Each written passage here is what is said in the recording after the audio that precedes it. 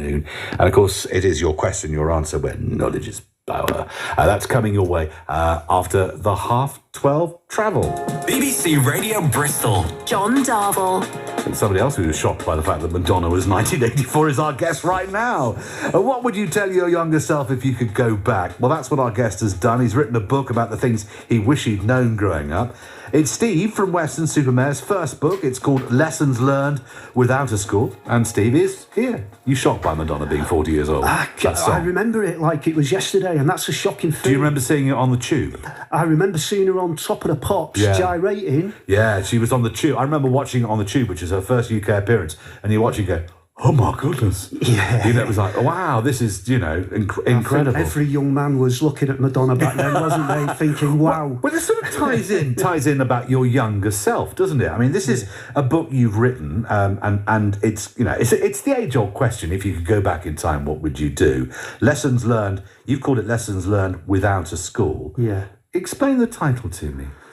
So, I mean, the premise of the book was to write a book that I wish I'd had access to when I was growing up. So in my 20s, in my teens, 20s, 30s and 40s even, believe it or not. So, because basically I had nothing. I had nobody to be that guidance, really, because my parents split up when I was 8 years old, so I never had that male figure particularly in my life. You didn't see your dad or have any time with your dad? I did, but he was a weekend father, so the rest of the week was just me and my mum.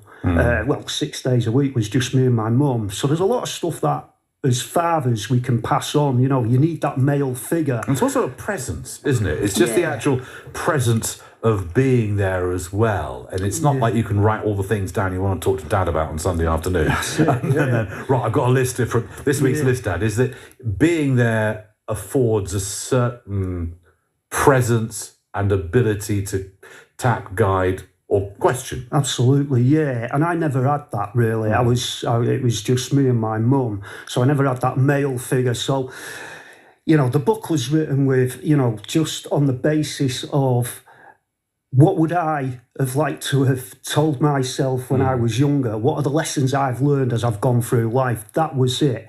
And if it can help one person out there, it's a bit of a comforting arm, a word in your ear. Just, we all feel these things. You're not abnormal. No, and that's a very fair point. And we were talking, Steve, about what you do. And you got involved in martial arts. You teach, you coach, you train.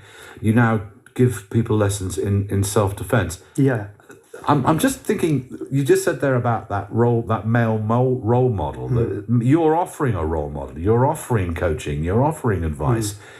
You're offering perhaps a way of giving something to others that you perhaps didn't have yourself. Yeah. I mean, fear is a massive thing in everybody's life, I think, and this book is about fear. It's about being brave enough to step outside of, fear keeps us small, John. It keeps us very small. It keeps us in the box that we're in and afraid to escape. And a lot of people come to me, especially when I do the one-to-one sessions, something usually quite bad has happened. They've been attacked or they've been very, very scared. And the effect that has on people, they're even, they're even scared to go outside the front door, let alone start to go uptown again. I would imagine that most people who come to you who do self-defense are now trying to do something that they wish they had when they had been in a situation absolutely where they could have used those, to quote Liam Neeson, particular set of skills. Yeah. But that's when they come to you. So if it happens again, they're not in that spot. Yeah. I mean, what happens when people are confronted with somebody who's threatening them physically is they freeze. If the brain's got nothing to refer to, it's got no solution. Yeah, they just freeze. And that's what happens to a lot of people. And they come to me and they're quite angry because I didn't do anything, Steve. I just froze. I didn't do anything. And I have to reassure them that's understandable because you've never been faced with that before.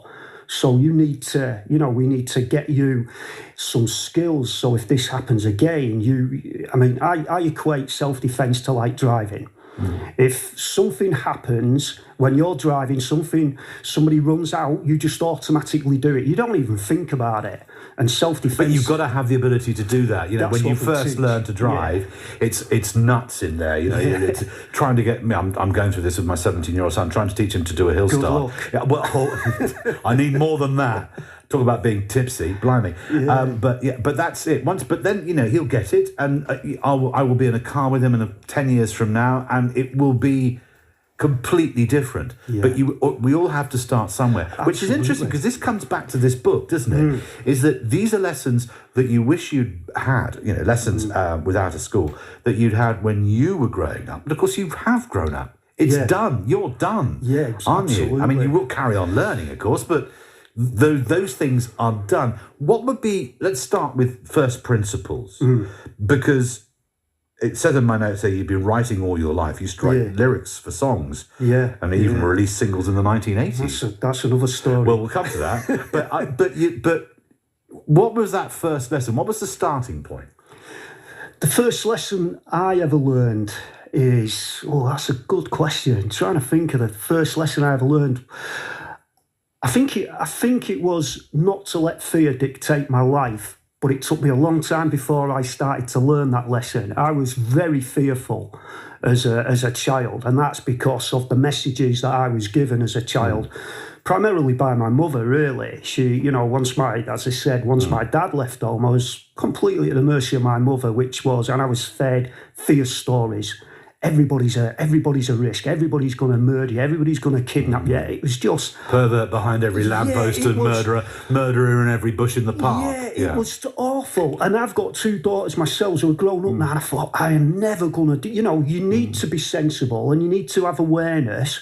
But that fear story, I was in complete fear. So I became very aggressive because I thought... But that's the only way to handle it, isn't it? You would go to the other end of the scale. Yeah, build this massive wall around you that, you know, that is, don't mess with me kind of thing. And it was awful. I look back now, and it's in the book. I look back and what a way to live, what a way to exist. It was exhausting more than anything. It was just exhausting to be on that red alert constantly. So you were constantly wandering around like a sort of a young Phil Mitchell, going, That's a good way of putting it. Who wants some? You know, as in, if you fronted it, then they wouldn't come anywhere near you. Yeah. Because the way you've been sold the world was that it's out to get you at any available opportunity. Absolutely. Someone will do you harm. And what I've learned is this, look, there are nasty people out there. There are people who will and who will harm you given the chance, who look for any excuse. But you know what? You know, most people are actually decent, nice people. Absolutely. And whatever you put out returns to you. That's one of the lessons I've learned, that, you know, if you're putting out hate and anger, that's what's going to come back to you. Pay it forward. Yeah, but if you put out love, understanding, all of that stuff, all the nice stuff, all of that good stuff, that's primarily what's going to come back to you. But it took you a while to get there. Absolutely. 40 odd years now. That's incredibly honest, because you know, you obviously you've got your skills, your martial arts, your coaching, which it explains that now, doesn't it? Explains that's sort of right. Well, if the world's like that, I'm going to make certain I am prepared for that. Yeah. And we have those who have found themselves in situations and then come to you to make certain the next time, if there is a next time, and there probably will be because it's fear, but there won't be, hopefully. I want to be prepared. And then you've written this book about preparing the younger Steve to not be the older Steve. Yeah, absolutely. And I don't, you know, I don't profess to have the answers to anything. I'm not trying to preach. I'm not trying to preach to anybody. I don't have the answers, but what I have got is a lot of experiences, as you have as well, you know, and that's what the book's about, these little lessons. So if I can give you that little bit of comfort. So, for instance, there's a bit about falling in love for the first time, which is very dramatic for everybody. We think we're the only person who's ever gone through that. Or feels that way. It does, yeah. It feels awful. It's terrible, but we've all got to go through it. And at the time, it feels like the end of the world. You know, I remember when I fell in love for the first time and had my heart broken for the first time, I thought that was it. And people saying, plenty more fish in the sea. I'm thinking, I don't want plenty more fish. I want this fish.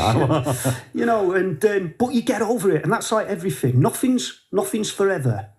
That's very remember. Everything. George Harrison said it. You know, everything moves on. Absolutely, and you're right. And nothing is forever. What do you wish you could tell the younger Steve? How old are you now? Do you really want to know? Yeah. How old do you think I look now? I reckon you're early 50s. Yeah, I'm 57.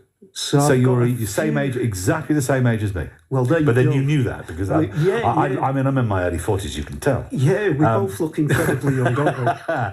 But what would you have told? If you could literally, actually, physically go back and talk to the 25-year-old? See, that's when I've always maintained that you're not an adult till you're 30, really. Yeah. But the 25-year-old who thinks he knows everything. Yeah.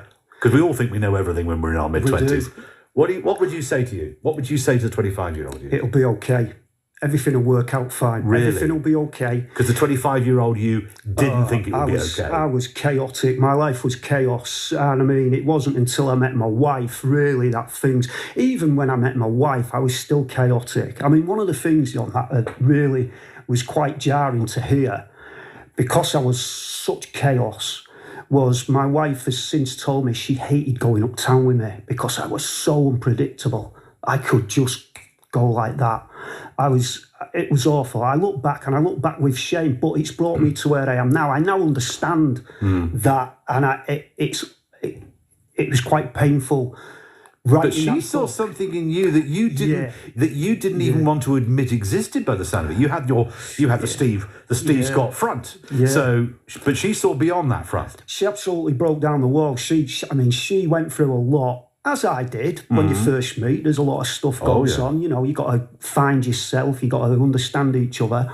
But she knew that the front that I presented in public wasn't the real me. And it was very, you know, I mean, that was kind of hard to hear, to be told that, you know, she didn't like going uptown with me because I could just... We could explode and spoil. Yeah, spoiling it was just awful. And, so I think the message I'd say to my 25-year-old is it'll be all right. And just, it's not, the world isn't big, bad, and necessarily out to get you.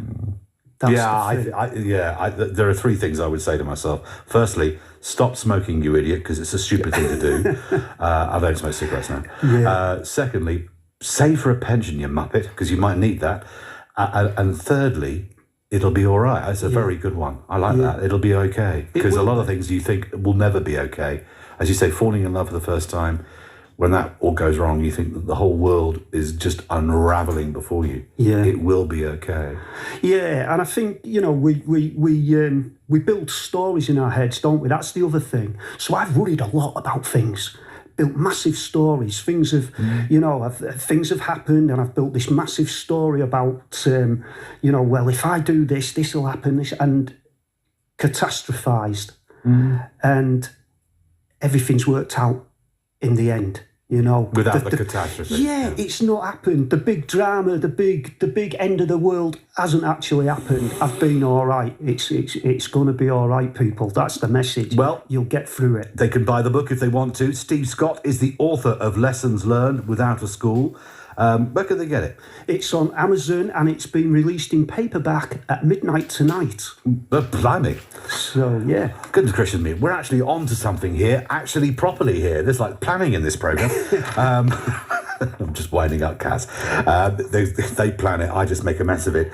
So that book is out, Lessons Learned Without a School, by Steve Scott, on Amazon, published tonight. Steve Scott, pleasure having you here. Thank you very much. Thank you. And good luck to your students tomorrow. Yeah, we've got our gradings tomorrow. So can I just say, good luck, guys. Work hard, 3 hours. We're going to get through it. Thank you, Steve.